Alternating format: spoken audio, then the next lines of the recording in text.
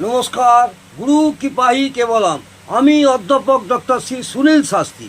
আজ আমি আপনাদের জানাবো যে জমিতে আপনারা গৃহ নির্মাণ করবেন বা বাড়ি নির্মাণ করবেন তাতে বাস্তুদোষ আছে কি না আপনি জানবেন কি করে, বা জমি কেনার সময় ওটা দেখে নিতে পারেন। জমির যে কোনো একটি স্থানে 2 থেকে 3 ফুট গর্ত করে নিন। গর্ত করার পরে ওই গর্তটিতে জল ঢেলে ভর্তি রাখুন। এবার জলপূর্ণ গর্তের কাছ থেকে একটু সরে দাঁড়ান। মিনিট 10 বাদে আপনি গর্তটিকে লক্ষ্য করুন। লক্ষ্য করে কি দেখবেন? প্রথমে যদি দেখেন গর্তটি জলপূর্ণ রয়েছে, জানবেন জমিটি দোষ মুক্ত, অর্থাৎ শুভ জমি। আবার যদি দেখেন গর্তে যদি জলের পরিমাণ নেমে যায়, তবে জমিটি মধ্যম অবস্থায় আছে। অর্ধেকটা নেমে গেল, কিছুটা নেমে গেল, তাহলে দেখবেন মধ্যম অবস্থায় আছে।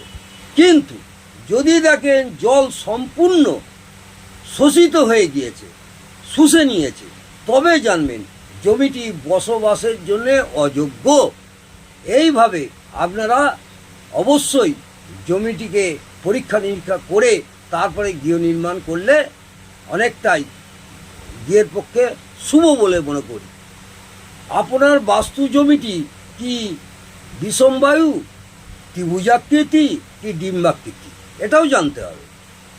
অশুভ ফল পায় শত্রু, ভয়, মামলা, মোকদ্দমা, সারা জীবন অশান্তি বা শোক দুঃখে কারক হতে পারে। এইগুলো আগে দেখতে হবে। সমাধান কি করে করবেন? এক্ষেত্রে জমি থেকে যতটা সম্ভব আয়তাকার জায়গা কেটে বার করে নিন। যদি রেক্ট্যাঙ্গুলার হয় তাকে কিছুটা জমি কেটে বার করে নিন। যেটুকু অবশিষ্ট থাকবে সংসারের মঙ্গলের জন্য সেটি ছেড়ে দিন।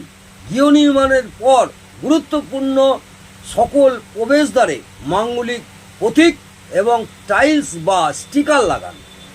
সারা জীবন সুখ শান্তিতে অবশ্যই কাটবে। আপনি রেক্ট্যাঙ্গুলার জমিটাকে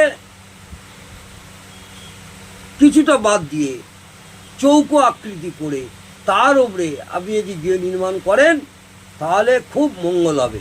এবং বাড়ি নির্মাণ হয়ে যাওয়ার পর গুরুত্বপূর্ণ সকল প্রবেশদ্বারে মাঙ্গলিক প্রতীক চিহ্ন, টাইলস অথবা স্টিকার লাগান।